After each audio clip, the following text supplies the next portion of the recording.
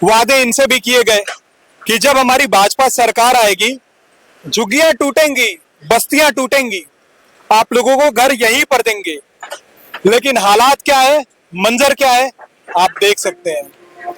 यहाँ पर कहने के लिए बहुत ज्यादा कुछ नहीं है, सिर्फ आंखों में वो एक उम्मीद है, दुख है, तकलीफ है।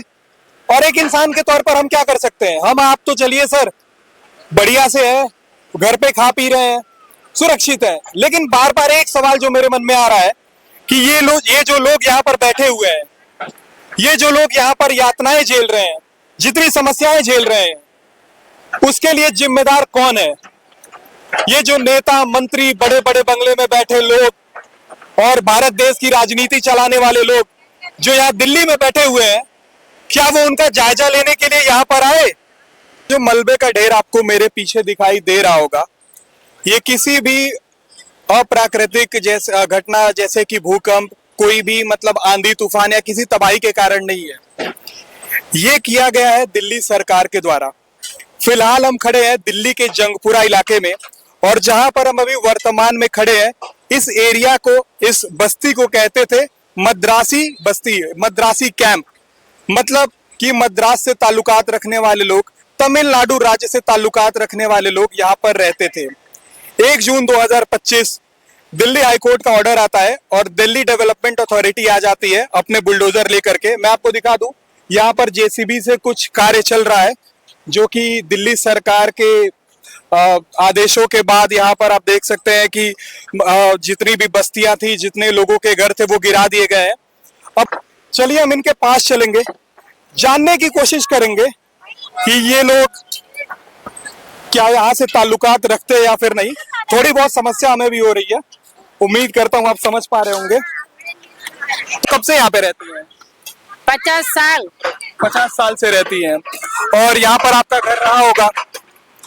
फिर हमारा का उसका कहीं नहीं जाएगा, यहाँ बैठने का 3 दिन हो गए, यहाँ बैठने का कोई नहीं, खाना ही नहीं है, फिर पानी कोई नहीं, उनका खाना खाए, पानी पीने, चाय पीने कोई नहीं पूछा भाई।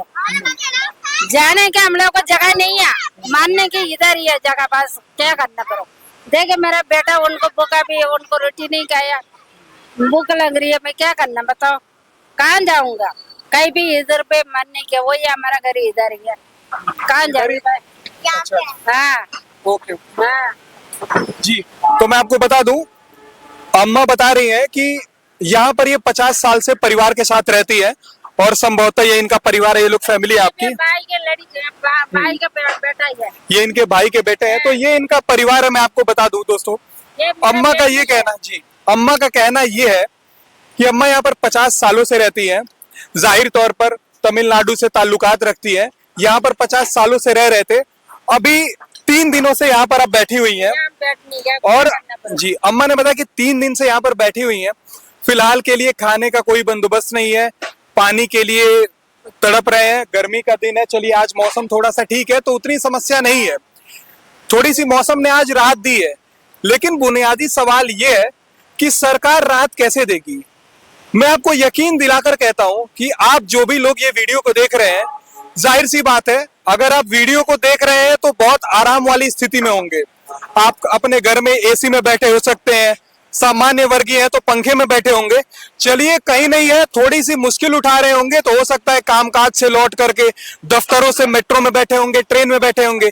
लेकिन ये जो परिस्थिति यहाँ पर है, यहाँ की परिस्थिति से बेहतर आपकी परिस्थिति है, ये मैं निश्चित तौर पर कह सकता हूँ। अब देखिए, बातचीत हो गई, अम्मा ने अपनी प्रॉब्लम बताई, हम रिपीट भी कर चुके हैं कि भैया देखिए समस्या है, प्रॉब्लम है। अब इनका परिवार है, हिंदी बोलने में थोड़ी समस्या थी। अब सवाल है सीधा सरकार से, जहां पर भी आप रहते हैं, सरकार अपनी चुनते हैं, वोट देते हैं। और बात करें अगर दिल्ली की, तो दिल्ली में हाल ही में तख्ता पलट हुआ है। अरविंद केजरीवाल की आम आदमी पार्टी की सरकार अब दिल्ली से जा चुकी है, अब यहां पर आ चुकी है भाजपा की सरकार। जैसा मैंने आपको आंकड़ों में बताया था कि 370 में से 189 लोगों को यह वादा किया गया है, और कागजों के हिसाब से जो भी सरकार कह रही है कि 189 लोगों को फ्लैट देंगी। अब बाकी 181 लोग बचे हुए हैं, तो उनके लिए कोई अभी व्यवस्था सरकार ने नहीं की है। और उनका ये कहना है कि हम आपकी मदद नहीं कर सकते। तो उनमें से ही हो सकता है कि कुछ लोग ऐसे हो जैसे कि अम्मा है। अम्मा, आपको सरकार ने कुछ बोला है कि फ्लैट वगैरह देंगे? नहीं दे रहे भाई, नहीं दे रहे, हम लोग को कुछ नहीं दे रहे। हम लोग को उसका राशन कार्ड रखा, वोटर आईडी रखा, बिजली बिल रखा, सबको से उन आधार कार्ड सबको भी रखा। वो उसका यहाँ पे उनको बोल रही है आपका सबको, उनको उधर पे मकान मिलेगा, मकान नहीं दे रही है। मेरा को उसको कुछ नहीं मिला, मैं यहाँ बैठने क्या करना, कहाँ जा रही है। मेरा ये पूछना है कि जो लोग हैं जिनको मकान दिया जा रहा है, आपको पता होगा कि 370 कुछ मकान थे, 189 मतलब 189 लोगों को बोला गया है कि सरकार मकान दे रही है। बाकी जो बच रहे हैं 181 पीपल लाइक 181 लोग, उनको बोला गया है कि हम आपके, सरकार कह रही है कि उनके लिए हम कुछ नहीं कर सकते हैं, यानी कि उनमें से आप भी है। इसके बाद फिर जब आपको ये पता चला कि आपको मकान नहीं मिलेगा, तो आगे की फिर फ्यूचर की मतलब भविष्य की क्या आपकी योजना है? आप क्या मतलब कैसे आप यहाँ पे बैठे रहेंगी, कब तक बैठे रहेंगी, क्या उम्मीद है आपकी सरकार से? कुछ नहीं मिला भाई, मैं देखे देखे उसको इतना रो रही है। मैं यहाँ मरने के वही बात, कहीं नहीं जाने के मेरा दिल नहीं होगा, उसको कहीं नहीं जाऊंगा, यहाँ मरने है बस, वो ये बात। अब देखिए, हमारे लिए ऑप्शन एक ही है। मैं बातचीत करते करते थोड़ा निशब्द हो गया हूँ, संवेदनाएं ही व्यक्त कर सकते हैं। माता जी कहती हैं कि मेरा यहाँ से जाने का दिल नहीं कर रहा है, मैं यहाँ से जाऊंगी नहीं, मैं भले यहाँ मर जाऊं लेकिन मैं यहाँ से जाने के लिए तैयार नहीं हूँ। ये स्थिति है यहाँ की। चलिए अब थोड़ा सा हम आपको यहाँ से ले चलते हैं, कुछ और लोगों से बात करवाते हैं।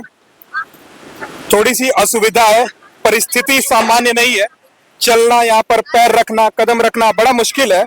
हम बात करेंगे। आपका क्या नाम है? अंजलि। अंजलि नाम है आपका। हिंदी बोल लेती हैं अच्छे से? ठीक है, उतना बोलते हैं। ठीक है। तो आप भी यहीं पे रहती थी? ओके।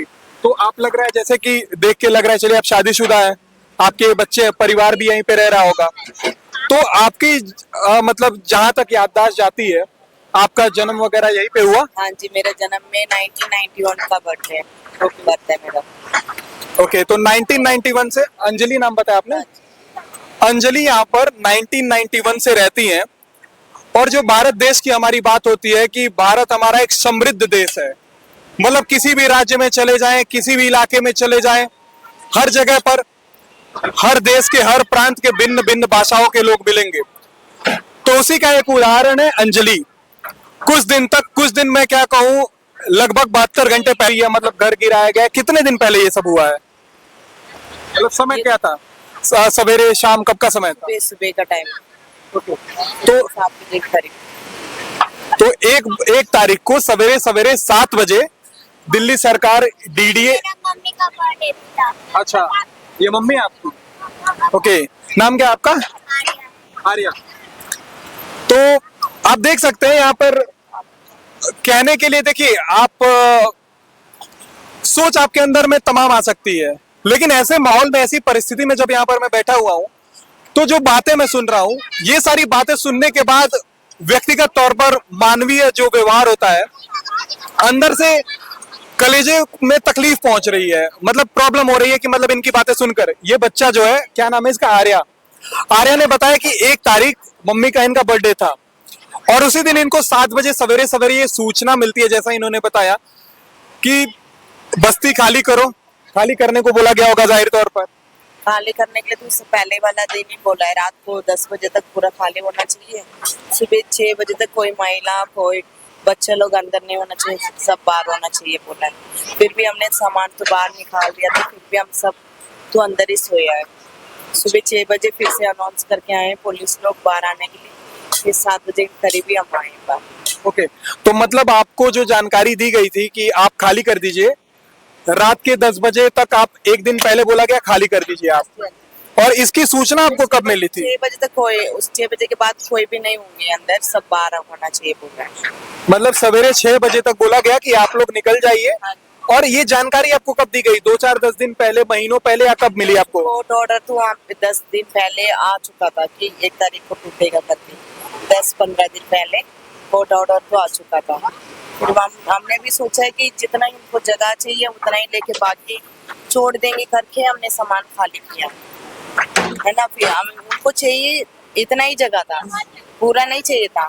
फिर उन्होंने पूरा ही तोड़ दिया। जो आगे भी गवर्नमेंट का जगह है, केमिस्ट का पास तक है गवर्नमेंट का जगह, तोड़ना तो वहां तक टूटना चाहिए। वो तो लोग को तो कोटी लोग हैं, पैसे बनाए उनको नहीं तोड़ा है। हम लोग गरीब है इसलिए हमारा तोड़ दिया है। हम सब यहाँ पे इतना साल 50-60-70 साल से यहाँ पे रहते हैं। मेरी मम्मी पापा लोग पहले से, मेरे पापा की शादी से पहले से रहते हैं मेरे पापा। और मेरी मम्मी को शादी करने के बाद तो फिर उसके बाद यहीं रहने लग गए। अब 50-60-70 साल से रह रहे हैं। जब से तो मेरे मम्मी पापा पूरी फैमिली परिवार यहीं थी। अभी 2 साल पहले मेरा फादर का डेथ हुआ, वो भी यहीं, फादर भी यहीं डेथ हुआ है। गांव से मेरे पापा ने बोला मैं तो मरूंगी तो वहीं दिल्ली में मरूंगी करके बोल के आए। फिर यहीं डेथ हो गया था उनका। मतलब बहुत पहले से आपका परिवार आया था। यहाँ पे तो जब आप कहानी सुनते हैं लोगों की, देखिए आप जो भी दर्शक है, जो भी लोग देख रहे हैं, आपकी भी कोई ना कोई कहानी होगी। बाप दादा, आपके पिताजी, दादाजी ने आप लोगों के लिए क्या किया।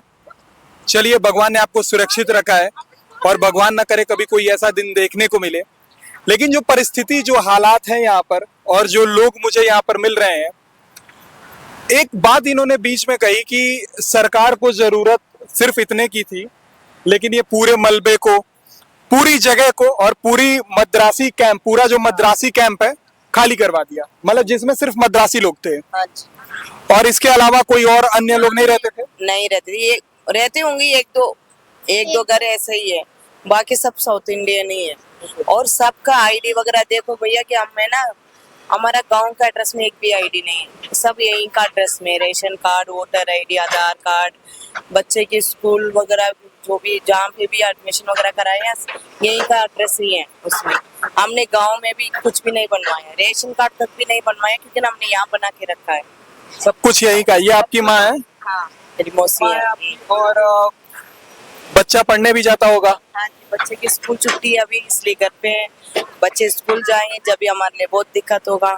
अभी भी बहुत दिक्कत है, बच्चे लोग दूसरा घर पे नहीं रह रहे हैं। अभी जो रेंट पे देखा है ना, वहाँ नहीं रह रहे हैं। कह रहे हैं कि हम वहीं लेके चलो, वहीं पे रह लेंगे। हम देखो खाना भी नहीं खा रहे हैं, रो रहे हैं, इसकी वजह से हमें लेके आना पड़ रहा है। और ड्यूटी भी नहीं जा पा रहे हैं। मेरे हस्बैंड तो ड्यूटी गई है कि बच्चों को देखने के चक्कर में। मैं उधर नया जगह पे कैसे छोड़ के जाएंगे। हम इतना साल यहाँ हो गया, हम छोड़ के भी जाते हैं तो मेरी मम्मी जैसे पास में रहती, सब काम से आ जाते हैं, आसपास लोग देख लेते। उधर देखने वाला कोई है नहीं, सबको अलग अलग जगह पे है। नरेले पे जो घर दिया है, यहाँ से 2.5-3 घंटे के रास्ते, 3 घंटे के रास्ता है। ये एक दिन आने ओला भी बुक करके आने जाने का खर्चा 1300 तो 1400 तक बैठ रहे।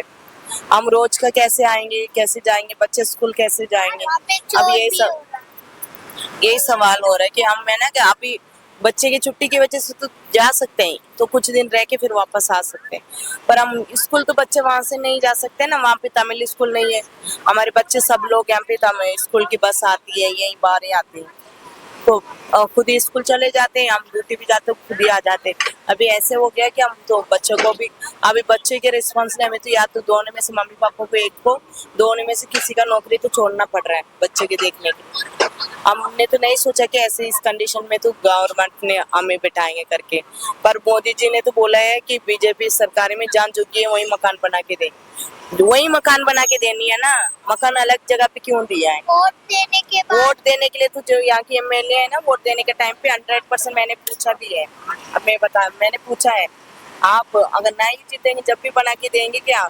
नहीं जीतेंगे जब भी 100% आपका, अगर टूटेगा भी तो यही बना के दो। अगर ये बात सच होगी, उनको यही बना के देना चाहिए अभी। चलिए, जितनी बातचीत हमने की, नाम क्या था आपका? अंजलि जी। अब मैं ही उम्मीद करूंगा, एक इंसान होने के नाते, कैमरा अलग चीज है, लेकिन उम्मीद करूंगा कि जो भी आपकी समस्याएं हैं वो सही हो जाएं, और ऊपर वाले से, भगवान से हम प्रार्थना करेंगे। ये तो रही हमारी इनकी व्यक्तिगत बात। अब मैं आपको बताता हूँ, यहाँ जो अब तक हमने समय बिताया है, उससे समझ में क्या आया है। आइए, आप लोग भी अगर हमारे साथ अब तक जुड़े हुए हैं तो बड़े धैर्यवान हैं आप लोग। तो जितनी बातचीत हमने की एक परिवार से, जहां पर माँ थी और उनकी लगभग 30-35 वर्षीय युवा बेटी, जिनका एक छोटा बच्चा है, स्कूल में पढ़ने जाता है। और ये जो दंपति है, मतलब जो ये जो महिला थी, इनके बच्चे के लिए सबसे बड़ी समस्या भी फिलहाल के लिए क्या है कि इनको स्कूल के लिए, जहां पर नरेला में फ्लैट के लिए बातचीत कर रहे हैं, वहां से डिस्टेंस बहुत ज्यादा है। ये भी एक छोटी मोटी समस्याएं हैं, मेंशन किया हमने आपको। अब आते हैं अपने आखिरी सवाल पर। देखिए, यहाँ पर मैं 50 लोगों से मिलूंगा, 50 कहानियां मिलेंगी। और फिलहाल मैं बता दूं, व्यक्तिगत तौर पर मुझे बहुत असहज महसूस हो रहा है। जब मैंने शुरू किया था तो मैंने सोचा था चलो भाई एक रिपोर्ट के तौर पर बातचीत करेंगे, क्या है दिखाएंगे। लेकिन जब इंसानी तौर पर आप किसी से जुड़ते हो और जब आपको अगले इंसान का दर्द महसूस होता है, तब आप नहीं रहते हो।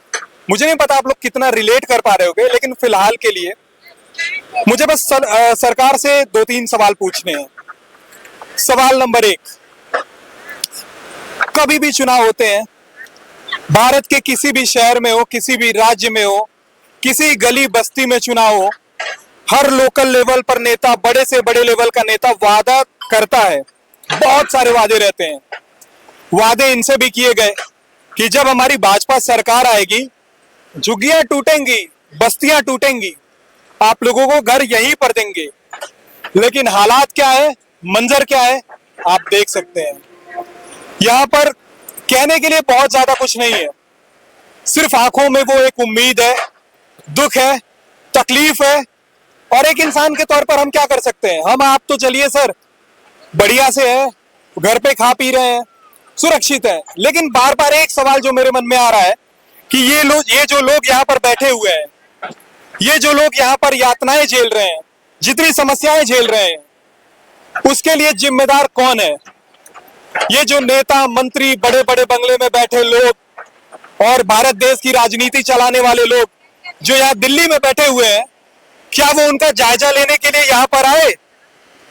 इनका मतलब बताइए, परिवार जो बिखर सा गया है, घर, मकान, आवास, जहां पर इंसान रहता है, थकने के बाद, काम करने के बाद आकर आराम से अपनी छत के नीचे सोता है और कहता है मैं अपने परिवार के साथ हूं, सुकून है मुझे।